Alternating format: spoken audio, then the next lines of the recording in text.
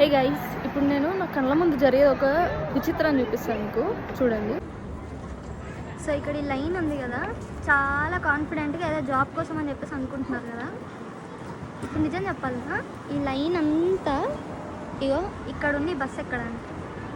అంత స్పెషల్ ఎందుకు ఈ బస్సెస్ అంటే, సో యూకేలో మెయిన్లీ లండన్ దగ్గరలో ఉన్న సిటీస్లో ఏం చేస్తారంటే వీళ్ళు ఓల్డ్ బస్సెస్ ఏవైతే ఉంటాయో అవిటిని ఇయర్లీ వన్స్ ఆర్ ట్వైస్ అట్లా తిప్పుతూ ఉంటారు అన్నట్టు.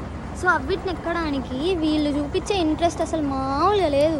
మళ్ళీ ఇంకా హైలైట్ ఏంటంటే ఇది ఫ్రీ ఆఫ్ కాస్ట్.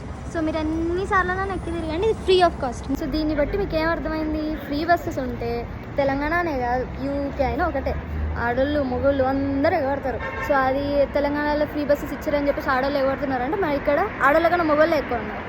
సో అందుకే ఊరికి ఆడోళ్ళ మీద పడేయడం, ఫ్రీగా వస్తే మనుషులు అనేటోళ్ళు ఫినాయిల్ అని ఇచ్చిపెట్టు, అదంతే, అది హ్యూమన్ నేచర్. అడుగుతున్న మా ఆడబిడ్డలు, అక్క 500 రూపాయలకి సిలిండర్ వస్తలేదా, ఆర్టీసీ బస్సులో ఉచితంగా మీరు బస్సు ఎక్కుతారని టికెట్ అడుగుతురా, ఆ అమ్మగారింటికి పోవాలంటే ఇంటి కిరాయి